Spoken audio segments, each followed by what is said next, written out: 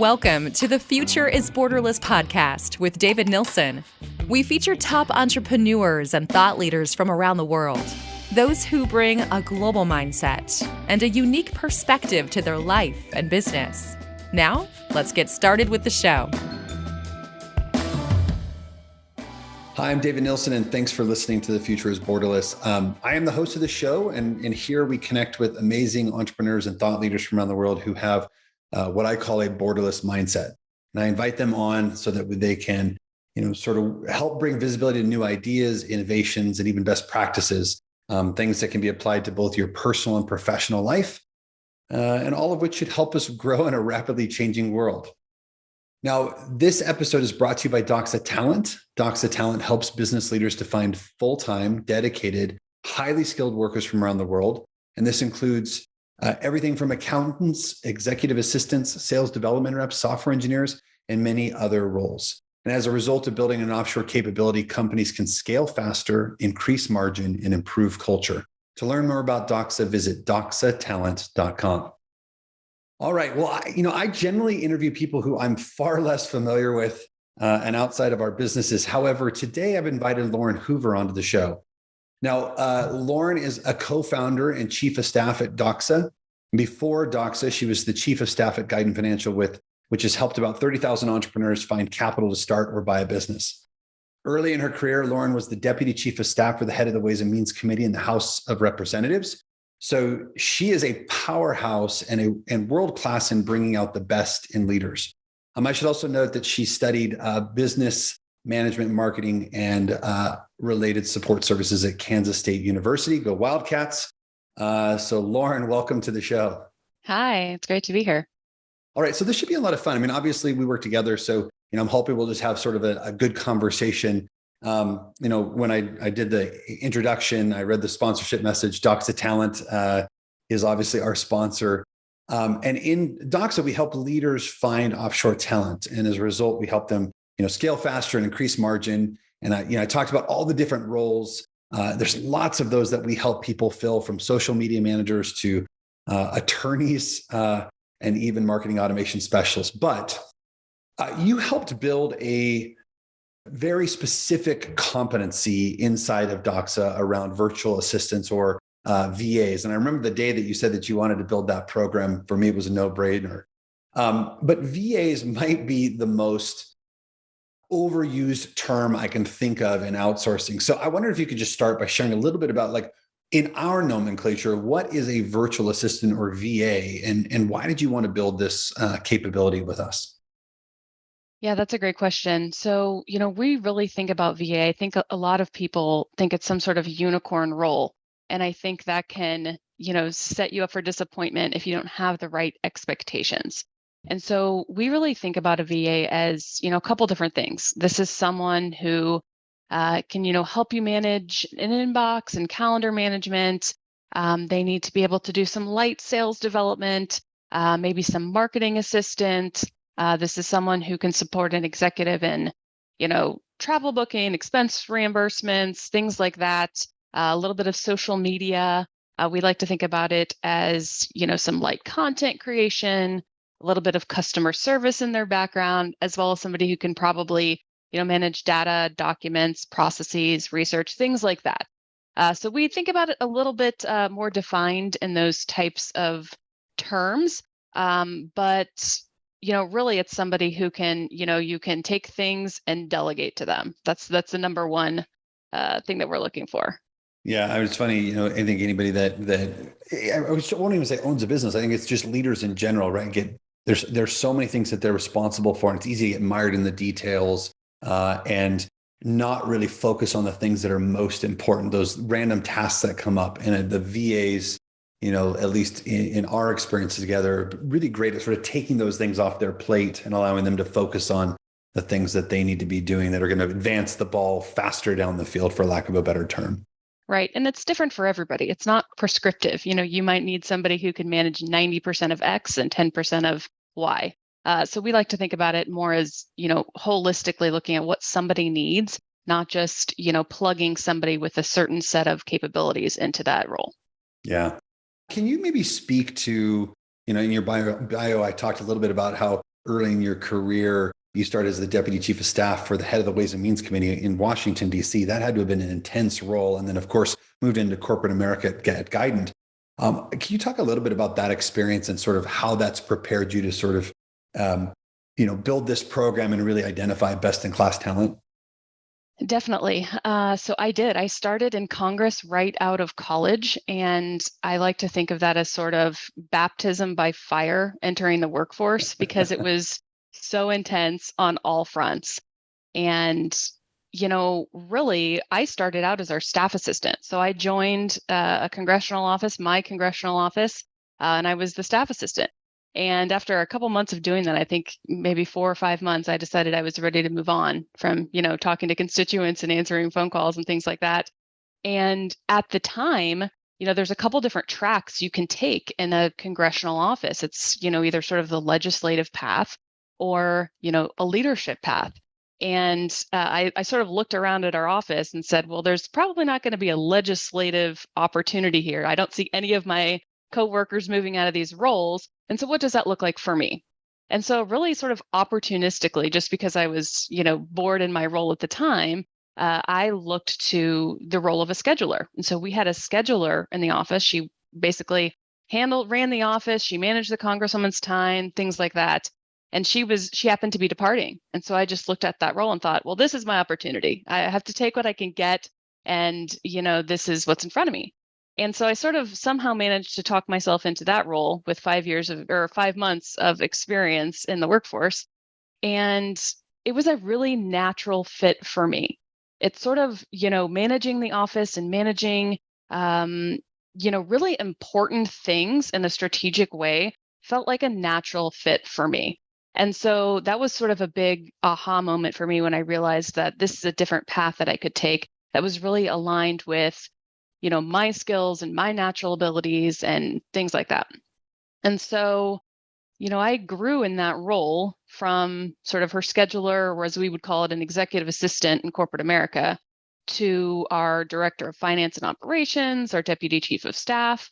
And, I've sort of taken those learnings and translated them to what we've built at Doxa.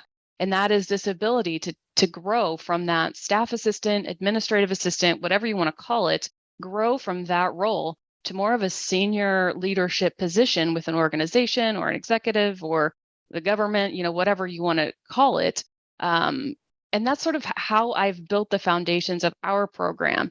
And it's different because, there are concepts in there like, this ability to manage up. And, really, what are those things that you need to be doing to advance yourself in that type of role to continue to really add value to an organization and, learn new skills and things like that? Yeah, I think that's actually a really important distinction. I remember the first time I started working with VAs, and this was before Doxa, what I found is that I had to spend a lot of time thinking about what to help them work on. And it just created more management for me, which I needed just the opposite. I needed less of that.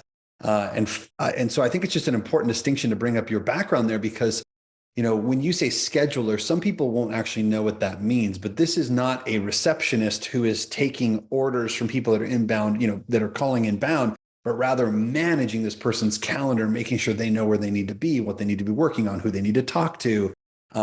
Very, very different. And also important to note that you also were the director of finance and operations in that office as well. So you were doing what a lot of the entrepreneurs and business leaders that we serve really need support from. So 100%. And even my role, thinking back on it, it's tough to describe.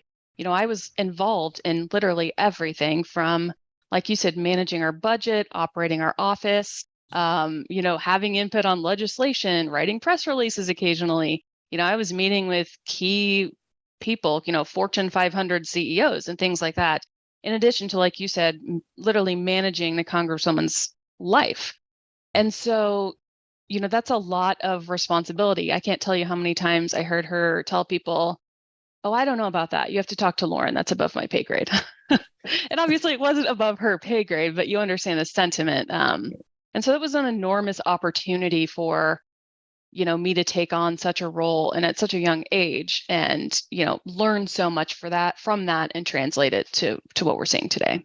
Yeah. Well, good. I wanted to start there because I think it's really important to know your background, because you're the one that's sort of hand selecting and training these VAs as we're sort of bringing them on board. And I think it's really relevant. So I want to talk about the way that people use VAs today. You talked at the very beginning about some of the types of tasks that can be given to a VA, but I'd love to understand because a VA can't actually do everything in an office. I mean, it's not uncommon somebody comes to us and says, I want an accountant who's also a social media manager who can do a little HTML. Oh, and they really need to be great as a scheduler, for lack of a better term. That obviously is the unicorn that we hear people sort of promote in the industry. But what are some of the most common use cases that you see for VAs today? I think that, like I said, I think it's different for everybody. And I think that it's important to know what you want. And so you can have that tailored experience. And what I really mean by that is, maybe an organization needs some leverage on their marketing team. Maybe they're looking for that boost and they need somebody who can do digital marketing and things like that. But I think some of the most successful pairings, for lack of a better word, that I see today are with CEOs and senior executive assistants. And I'll give you an example. So we had a client who came to us and was looking for really great EA talent who could really support him in all of those key areas. And that's really heavy sort of life support, work and personal, calendar management, sort of arranging things. But he was on the precipice at the time of franchising his business. And so he was looking for someone who could do that.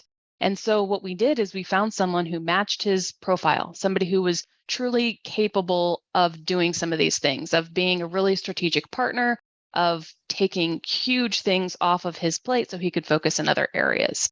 And she happened to have a background in franchising. And so I think those situations are where we see the most leverage. And that's a lot of what we're seeing right now. Yeah. Tell me a little bit about how you think that pairing that you talked about. I mean, when we are looking for virtual assistants, there's a lot of people out there that say they're a virtual assistant. So we get a tremendous number of applicants. But how do you know who to prioritize in that process? I mean, what are some of the non-negotiable things or skills that you're looking for? So you're right. A virtual assistant means a lot of different things to a lot of different people. And so one thing we did at Doxa was to get really clear on, what we considered a virtual assistant. What does that background look like? What does your experience and your education look like? Those types of things. All those fundamentals are really important. But something that we use is a behavioral assessment. And I found that that's a really good way to sort of, separate the top performers and people who might not necessarily be, set up to be successful in this type of role. And so we use that in a couple different ways. First, we use it as a filtering tool. So before we even spend time interviewing a candidate, we have them take that assessment. And we've built parameters around, what characteristics we know someone needs. And we use that as a filtering tool. So we're pulling out people who don't necessarily fit in with that. And so that's a way that we use it on the front end.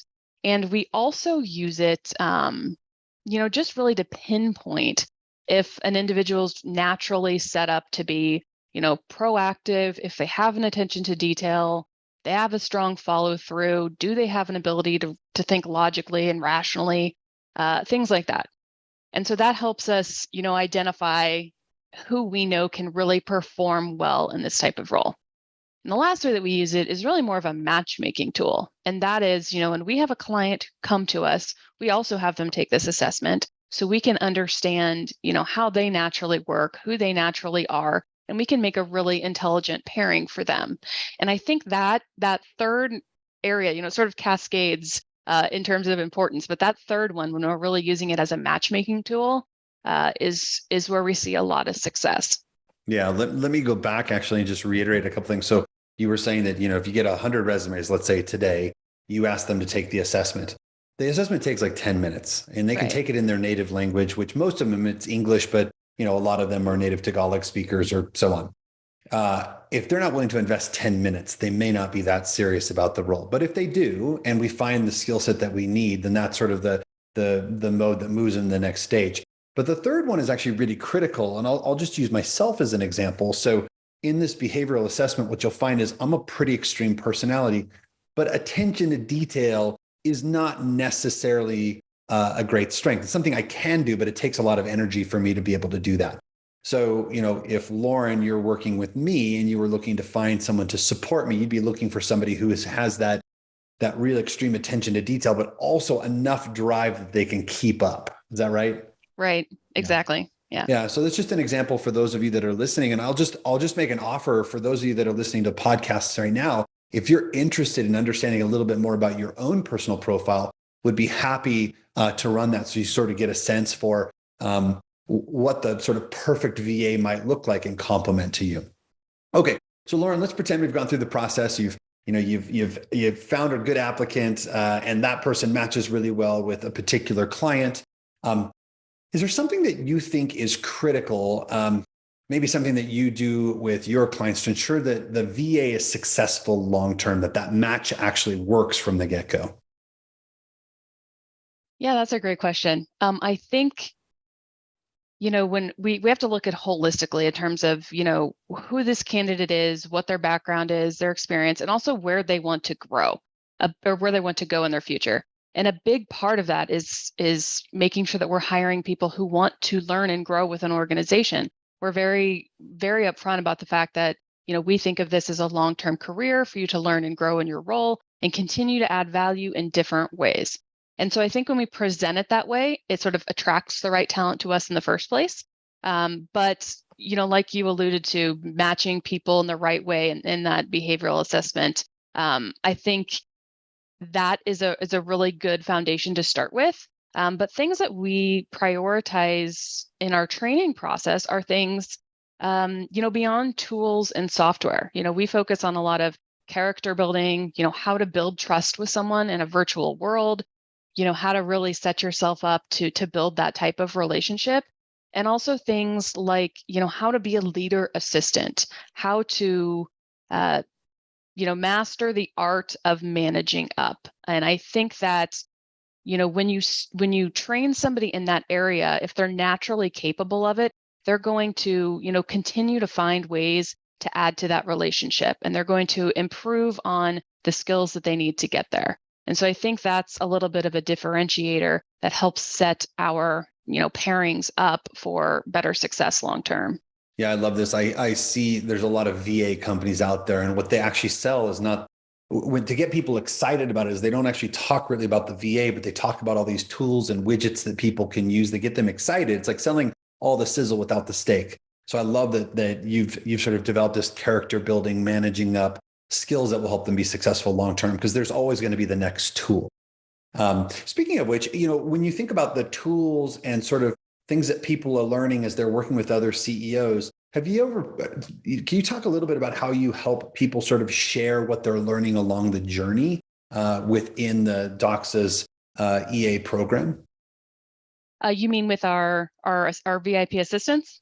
Yeah, exactly. Yeah. So like if I was a VIP assistant and I learned something interesting, can you talk a little bit about how I might share that with the other community and benefit the other customers per se? That's great. And it also highlights a really good point in that, we aren't just a company where somebody comes to you and they hire a VA for a certain number of hours and you get your tasks done. We really have sort of a fully dedicated, full community of support. And so this program that we've built within Doxa, we call it VIP Assist. We landed on VIP because we felt like, that really reflected the fact that people are the heart of the business. That's why we call our team VIPs. And so our team they've all gone through a training program. They're all part of batches. And we've built this online community within just simply Microsoft Teams, where we can, interact, share training, share learnings, ask questions, get answers, get feedback. I mean, the opportunities are endless. And so I think there's sort of a built-in group of people there to support our team and to give them some leverage and to make them feel more confident as well. Yeah. And it's a benefit for all customers. So if I learn something, I can share it with this community, and then it has the ability to impact others, both the VIPAs, but the people that they serve. One thing that I've heard a lot as I've been talking to people who are interested in offshoring, you can tell that they really have this need. They don't have the time. They're concerned about their life is imploding due to being too busy, but they're not really sure what they can let go of. So how would you address this with someone who's saying like, hey, I'm really busy, I need help, but I just don't know what to delegate? So there's this little exercise that I know you've used before that I use with people all the time. And it's the simple exercise of creating a couple lists for yourself. In the first column, what are the things that you love doing that really add value to your organization? What are the things that only you are good at? Then, what's the list of things that you or your team should be doing that you don't have time for? Competitive research, data scraping, things like that. And then, what are the things that you are doing or your team is doing that you really shouldn't be? It's not adding value. It's administrative. It's just not critical for you to be doing that. And so I think when we start with that list, people can sort of visually see, oh, I actually only like doing 4 or 5 things, and that's where I add value. All of these other things are either missed opportunity or it's just, spending time, probably very expensive time, on things that you don't need to be doing. And so we start there. And then if we can look at that and sort of help a client understand what are you really looking for, then we have all these tools on the back end to say, okay, great. Well, we can, we have a playbook for X. We can help you train this person how to do that and things like that. So it sort of takes the, looking at it in terms of, okay, where do we really need to start? And then bringing in the tactical pieces like the tools and some of those things that really make a difference. Yeah, it's funny. I always tell people when I did mine originally, I remember I loved, I love to be involved in the strategic planning. I want to be coaching executives. There's the corporate development and business development aspects, and even, the sort of what I call the external evangelism, the public relations, the public speaking, things like that. Things that we always talked about that we couldn't really get to were like, graphic design, little personal items like for social badges and so on and so forth, data scraping. You mentioned that a minute ago. And then there was all this other stuff that needs to be done, like email and scheduling, travel booking, note taking from meetings, follow up, anniversaries, birthdays, all that kind of stuff. And it just takes so much time to manage that stuff. That can be easily delegated to somebody else. So yeah, I think that exercise is one that I think most people should spend some time really just doing an inventory of where am I really spending my time and what's really adding value that I am only uniquely qualified to do. Exactly. Tell me a little bit about mistakes that you're seeing. Like when somebody says like, hey, I need a VA, and they jump in with 2 feet. What are you seeing that, and this may be not even specific to just VAs, but where can people do better to make sure the relationship is set up for success? So I think, thinking like, oh, there's one top mistake is probably your first mistake. There are many ways it can sort of go wrong, from, hiring the wrong person, not investing in onboarding, and, not defining your role. I think all of those things are really important. But what I see as, the biggest mistake in terms of hiring a VA or an EA in particular is not investing in a full-time dedicated resource. And I'll tell you why. So, first of all, when we look at the talent out there, most people, certainly the people we target, it's top talent. And they want to be in a position where they can really sink their teeth in. They have an opportunity to be a partner to someone and to really grow in that type of role. And so, on one hand, it really helps us recruit better talent when we can say, hey, we have a great career opportunity for you, not a position where you have to juggle 7 clients and work 7 days a week. And so it really helps us attract the best talent.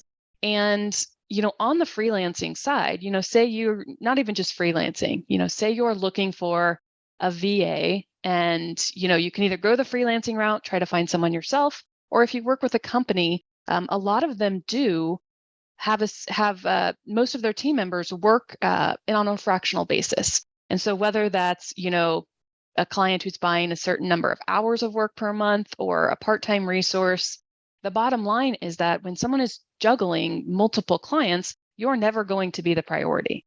And so if you want to just, offload a few tasks, sure, that can work out. But if you're in a position where you really want this person to grow with you and to, continue to, like I said earlier, add value to an organization and things like that, it needs to be somebody who has the time to do that, who can, spot those opportunities, who can proactively take things off your plate. And that person is not going to be someone who's juggling multiple people. Yeah. And, for some clients, I guess it's fair to say for some people that may actually be what they want, which is what we've always talked about as task dispatching, right? Like, right. I just need you to do these few things.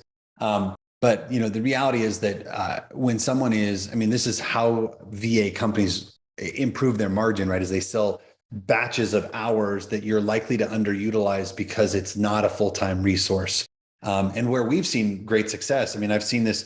Certainly, I have a full-time VA, but I've seen companies who have effectively taken on one VA and shared that person amongst, one or two or three executives. That can actually be done fairly effectively as well, right? Totally, you bet. I think, yeah, the distinction comes when you're sort of having to fight for yourself among these other clients, and really puts you in a position where you're not a priority. And in fact, when you think about, I know some people have this question of, oh, well, how am I going to fill this person's time? First of all, we can help you work through that.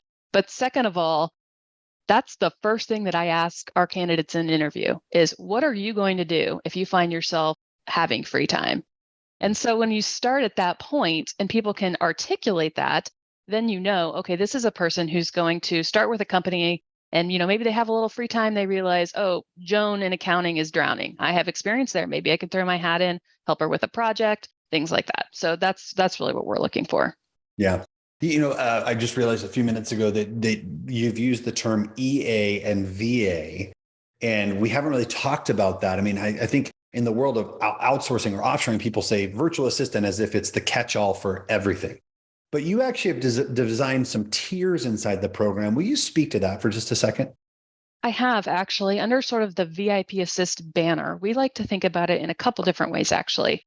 And that is, sort of tiers. An administrative assistant is sort of more of a, not entry level, but they might have a couple years experience in an administrative type role. And then we sort of jump up to a virtual assistant. And that's typically where we see the most variety in terms of experience, background, things like that. And that gives us a little bit more wiggle room to construct a job that's not, super rigid.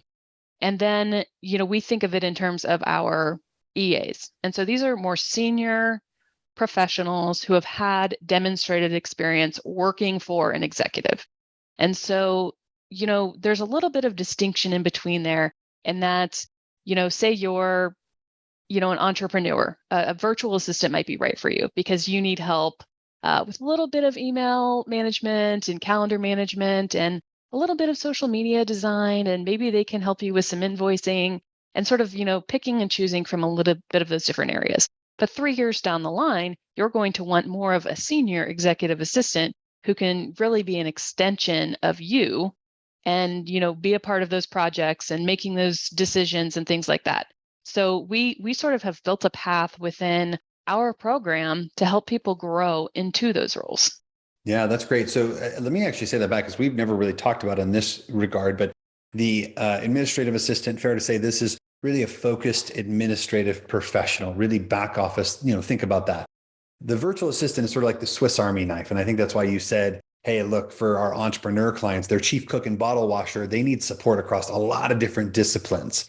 Someone who's got, sort of broad experiences. And then the EA is really for that like focused executive support, someone who's got real skills managing up and help, sort of driving that on that executive or entrepreneur. Is that right? 100%. Love it. Okay, cool. Well, let's talk about time zone for a second, because one of the more common questions that come up, Doxa serves clients across the US, UK, Canada, Australia. Do you want to share a little bit about how the time zone affects, how we work with the different time zones? Sure. So, we actually hire all of our team members proactively. So our team members that are going through this VIP Assist program, as we call it, they're going through sort of a DOXA boot camp. And so they're hired under a US schedule. So they sort of get used to it. And it's, like I said, something we hire to, but uh, we cater to pretty much any time zone. And so that's part of our hiring process. Our team members who are applying, they know right off the bat that they're signing up for, potentially an overnight position. And it's something that's really common in the Philippines, just because, so much of their GDP is this BPO or this offshoring, industry.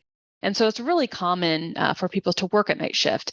And so, we have team members who they go through our training on a traditional US schedule, and then they might transition to, you know, whatever schedule their client prefers, their times in that they're working in. Yeah. Yeah. I mean, it's, we always tell our clients that as you alluded to, the Philippines outsourcing world sort of runs 24/7. It's so important to their economy. It has to. And the government has made massive investments in infrastructure and technology and education to ensure that continues to be really important to them. But something that's really important to our organization, we always say we're the offshoring solution for the conscious capitalist because we pay very well in the market. We want to lift up those communities. We provide benefits. And they're working with state-of-the-art technology, but we also, where it's appropriate, like to see people work what we call a split shift. So someone can actually work direct oversight or overlap with somebody in just about any time zone. But where it's appropriate, sometimes we can modify the schedule so there's maybe 3 to 4 hours of overlap that allows somebody to have the time that they need to collaborate, but also focus time and still not have to work throughout the entire evening. And I see that happen, probably half the time. Is that right? Definitely. And in fact, as you know, I'm doing all of our final interviews. So I've interviewed literally hundreds of candidates. And something that surprised me a little bit that I continue to see is that it's actually a big opportunity for women, simply because, typically, they might not be able to work a traditional day shift. And I've talked to many women who are able to work that night shift. They can spend time with their kids in the evening and put them to bed. They also get to wake up with their kids. And so it puts them in a position where, number one, they can still take care of their family, which is really important in Filipino culture, but also so they can earn, and develop a career for themselves, while also, doing it in a sustainable way for their family. And so that was something that sort of surprised me. That's another benefit of that, actually. Love it. Let's talk about security for a second. Whether someone's an administrative professional, a VA, or an executive assistant, as you talked about a few minutes ago, a lot of them access to client information, sometimes, what we call PII or personally identifiable information, or even email. What are some of the steps that we've taken to make sure that we can be that flexible employer working with remote clients, but do it in a way that doesn't compromise data or security? Right. So one thing we do is we sort of own the whole setup. And by that, I mean every new VIP at DOXA receives, a DOXA laptop, a setup with their monitors, their headphones, everything like that. And so that enables us to own and manage the equipment. So we, have mobile device management. We have complete oversight over what that machine is doing at all times. And so that gives us sort of a foundation of security that you don't see everywhere. And so we have that built in. But we also, if you talk about someone who's dealing with personal information and things like that, we use certain tools and softwares to help people manage that. And so that would be things like LastPass, that enable you to save your passwords and share them with somebody in a way that it can't be compromised. And so I think when you, sort of have that overarching security blanket that we have, and then you add in some of those tools and things like that, it really makes people feel comfortable. And there's, sort of that built-in layer of trust and security. Yeah, I remember watching an online webinar around virtual assistants one time, and somebody asked the question, what do you do about security? And the person that was providing said, well, I mean, you could send them an encrypted laptop. I'm not even sure what they meant by that, but it showed that there was just a little bit less thought behind how that's all put together. Always important for us to make sure we've got it's our hardware. We've got the remote management tools that help us turn on and off computers. We can determine what can be downloaded versus not to a computer. We can spin them up in virtual workspaces. I mean, all that stuff is so important. And then to your point, there's lots of great tools out there that also allow the sharing of information without divulging too much that might compromise the client. Let's talk about cost for a second. It's not uncommon for me to see things on the internet say like you can get a VA for $5 an hour or sometimes even cheaper. How do you address this, and what are you seeing in the market today? Well, I think just like anything, you get what you pay for.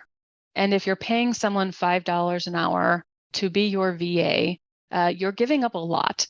So if that's a freelancer, it might be, you don't have insight into their background or their experience. You don't have control over what they're doing with your information.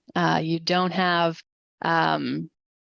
you're not a priority. I mean, like I said before, if you're not in a position where this person, is prioritizing you, if that's the situation, if it's not a dedicated resource, if it's, someone who's just making a couple of bucks. And so I think there's a lot of disadvantages to going with a low cost option. But, ultimately, I think that, it's just being that having that fully dedicated resource can be such a huge benefit. And when you think about it in terms of, what you might pay in the US or in the UK for the same type of resource, it's still quite the difference. Yeah, it's pretty common, I think, for people in this industry to try and find a young talent that comes at a very, very low cost. And because, they're typically managing behind the scenes, they're not as worried about the turnover either. And so you see a lot of those offers out of the gates. One thing I'll just note, I agree with you, if somebody is getting assistance for $5 an hour, they're either contracting that person or they're not providing benefits, helping them pay their taxes, making sure that their basic human needs are met. And that's something that's, philosophically very important to us, is to make sure that we are not providing labor at the expense of labor, but that everyone wins in the equation. Totally. And I think there's a certain peace of mind, as an entrepreneur, as a small business owner, that comes with knowing that your staff is being taken care of. Yeah, you can do it cheap, but it's also worth doing right. All right, let's talk about, I guess, really the last question that I have for you for today, at least. Who shouldn't have a VA? We spent a lot of time talking about what is a VA, how it works, what you can delegate, what it might cost. But who do you think should not have a VA? I think if you truly are struggling with defining what you need, I think that's something that we can help with. I think in most cases I see, if you don't have the time to onboard someone well, that's sort of the determining factor. If you're just willing to take someone and dump a bunch of responsibilities on them, it's unlikely to be a successful relationship long term. So I think, to me, you have to be in a position where you're willing to spend a little bit of time and to get this person set up right. Because when you onboard someone in the right way, it really sets them up to be in a position long term where they can, be proactive or make decisions because they have that information. They know who to go to. They can rely on that, as opposed to just sort of trying to fill in the blanks, frantically behind you. Yeah, I'd also note, I think there's offshoring has sort of created this new, what I would call openness to offsite work, but it's forcing managers to also shift the way that they manage, right? From management by site, where I can actually physically see you, to management by objective. And I think that is something that somebody really needs to search around as well. I've met a lot of people who want and say that they're someone who can do that, but have not yet fully embraced that. And I think you're going to work with an offshore resource, that's just going to have to be the reality, is that you become more management by objective.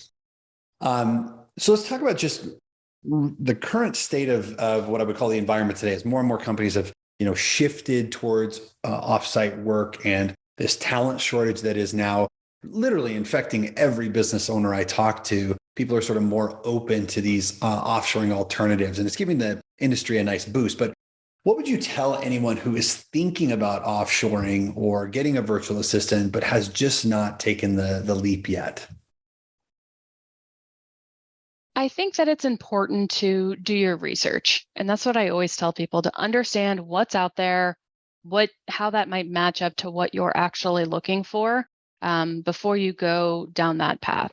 And I think, having a defined idea of what you're looking for is one of the most critical things. So even if I have someone who comes to me and says, "Oh, I'm looking for an executive assistant," I say, "Great. What do you need them to do?" And so I think that's when you sort of have somebody define what they're really looking for, that can, really help drive the rest of the process.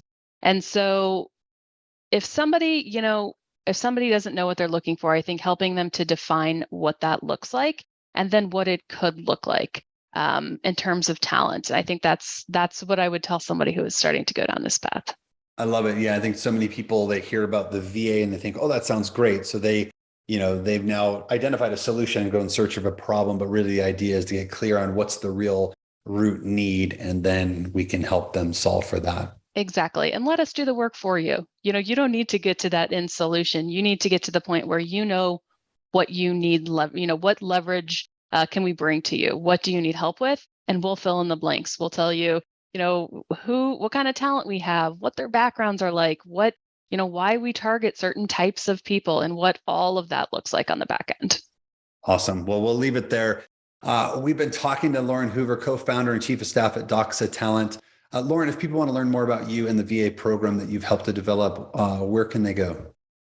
You can absolutely go to doxatalent.com, or feel free to shoot me an email directly at lauren.hoover@doxa7.com. Awesome. All right. Thanks again for being on the show. Thank you. Thank you for listening to the Future is Borderless podcast with David Nilsson. Be sure to click subscribe to future episodes so you can hear from more top entrepreneurs and thought leaders. And we'll see you again next time.